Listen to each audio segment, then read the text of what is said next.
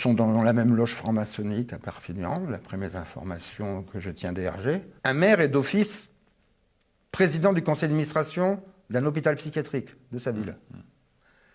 Il est d'office au conseil d'administration de l'université, s'il y a une université dans sa ville. Donc moi, il y a 3 ou 4 personnes qui sont à l'hôpital psychiatrique, à la mairie, à l'université. Et qui sont sans doute dans la même loge.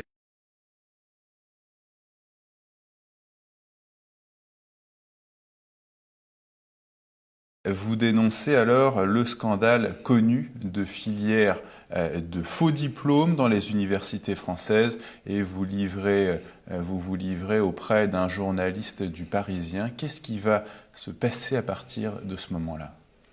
J'étais à Marseille, à Aix, où je faisais une conférence, et puis le Parisien me contacte, et Jean-Jacques Bourdin aussi, pour BFM TV. Donc j'ai pas pris d'initiative, parce qu'on m'avait reproché d'avoir un peu approché la presse, mais par rapport à ce moment-là, à l'affaire de Toulon. Puisqu'à ce moment-là, on me demande de témoigner, de corroborer des témoignages d'étudiants. Le directeur de l'IAE de Toulon vendait des diplômes auprès d'étudiants chinois. Ça a été confirmé, mon témoignage, par des hauts fonctionnaires, mais qui ont dû garder l'anonymat. Ça a été publié dans le Parisien.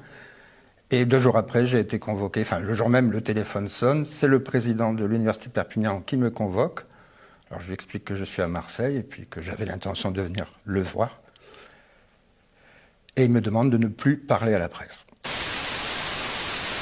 Je me doutais qu'il y avait de telles pratiques à Perpignan, puisque des étudiants m'avaient posé des liasses de billets sur mon bureau pour que j'augmente des notes, que je leur donne des mentions, et ils avaient été surpris que je refuse. Des étudiants? Alors c'était quand même des liasses de billets de 100 €, bah là des Chinois aussi. D'accord. Je trouve.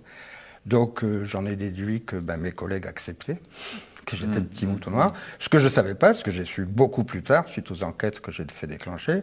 Tentative de corruption, c'est qu'il y avait la même filière à Perpignan qu'à Toulon. Ouais. Donc en informant mes supérieurs, moi qui croyais bien faire... En fait, on va vous le reprocher. Votre président d'alors, qui va changer ensuite, ce président d'université va vous dire « Mais qu'est-ce que tu as fait ?» Il y avait une filière identique. Alors là, c'était une filière catalane, puisque nous sommes à quelques minutes de l'Espagne, qui délivrait des diplômes qui n'existent pas, qui ne sont pas reconnus par l'État, qui sont faux, mais qui faisaient payer les étudiants, et plus particulièrement des étudiants étrangers, parce qu'ils voient ça de loin, donc ils sont prêts à payer. Suite à ça, Jean-Luc Accommo, vous allez faire un séjour long dans un hôpital psychiatrique, 1 an et demi. Pourquoi une durée aussi longue? Alors je suis littéralement raflé. Je descends chez moi, j'ai habité à 200 mètres face au campus, donc j'allais à pied en classe. Et à 6 h du mat, à la porte, il y avait une ambulance. On me pique et on m'emmène à l'hôpital. On m'emmène aux urgences psychiatriques d'abord, en attendant qu'une chambre se libère dans un hôpital. On m'explique que ça va durer 2-3 jours. Et entre-temps, une décision d'HDT se met en place. HDT? Internement par un tiers. Alors, qui était le tiers qui a décidé votre internement? En 2009, 2 collègues, dont la carrière a connu, qui ont 15 ans de moins que moi. Ils sont aujourd'hui directeurs de l'IUT.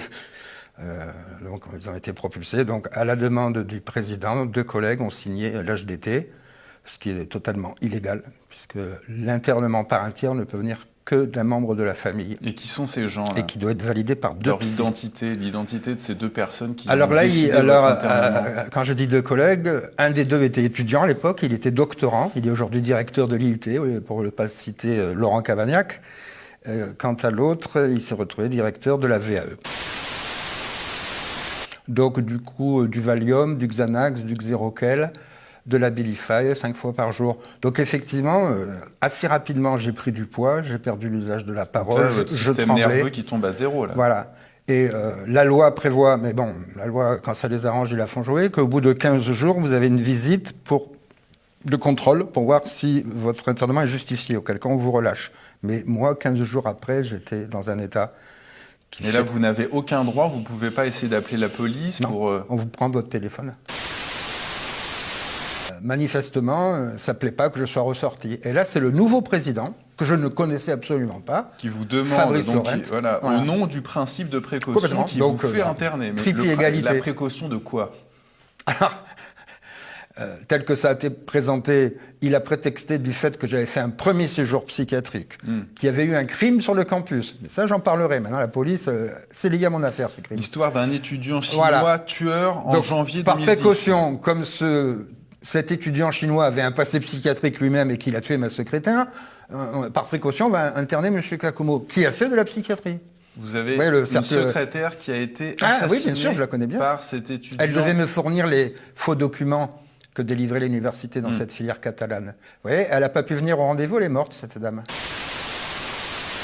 Cet étudiant chinois, il était hospitalisé à Tuire, il a eu une perme. Et durant sa perme, il assassine quelqu'un. Pour moins que ça, vous faites tomber un psy et un hôpital. Hein. C'est comme si un prisonnier, on le libère sur parole et à peine sorti, il récidive. Là, on libère un patient. Moi, j'ai pas eu de perme. On m'a donné aucune perme. On libère un patient, il vient sur le campus avec un couteau et comme par hasard, il tue la personne qui devait me fournir les documents que j'attendais. Ce président veut vous faire interner alors qu'en fait vous vous connaissez l'un et l'autre à peine. Je ne l'ai jamais vu. Il a été élu, j'étais à l'hôpital au premier internement. Qu'est-ce qu'il avait à vous reprocher ? Il n'a pas 40 ans, je sors mon premier livre, il était au collège ce monsieur. Il a reproché que j'ai dit des choses qui sont connues, mais je suis le seul à le dire. Il n'a pas de doctorat, il a fait filière STAPS. Donc il a acheté lui-même des diplômes pour être président d'université. Donc ça, en fait, c'est une histoire de vengeance. Il a voulu se venger. Et ça mouille très haut, puisqu'il a reçu de François Hollande la médaille du mérite. C'est pour ça que je suis particulièrement honorée, en même temps très fière, vous l'avez compris, évidemment, pour certains traits de votre parcours, de vous remettre aujourd'hui cet insigne dans l'Ordre national du mérite. Monsieur Fabrice Lorrain, au nom du Président de la République et en vertu des pouvoirs qui nous sont conférés, nous vous faisons chevalier de l'Ordre national du mérite.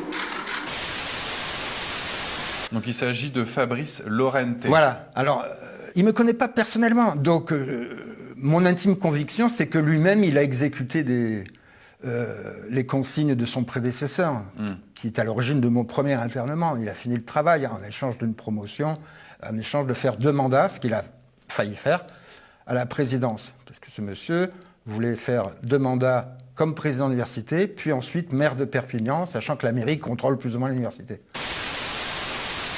Là, il n'y avait eu aucun jugement pour décider de votre internement, en réalité. C'est une rafle. Il y a aucun... Il faut normalement, dans un état de droit, on dit ce que la loi a fait, la loi peut le défaire.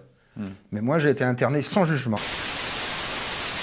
Il y a un juge qui vient de l'extérieur et qui signe un papier et un avocat qui, vous dit, qui me représente. Dans votre chambre. Voilà. Eh ben, viens me chercher dans ma chambre.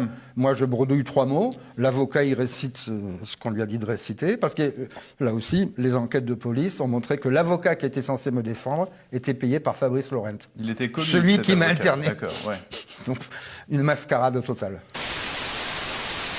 On m'a accusé de la théorie du complot. Bon, il y a un journaliste qui a dit... à mon honneur, la théorie du complot n'existe pas, mais sa mise en pratique, oui, et vous en êtes un exemple. Alors en fait, le psychiatre complice, que depuis j'ai saisi l'ordre des médecins, le docteur Boxus, a prescrit 14 séances d'électrochoc. 14 séances d'électrochoc. Donc les séances d'électrochoc, le lundi et le vendredi. On vous colle des électrodes sur la tête et on envoie du On vous fait une anesthésie générale et on provoque artificiellement une crise d'épilepsie. Il n'y a aucune ça se fait explication scientifique. Ça se fait aujourd'hui, ça. Ah bien sûr.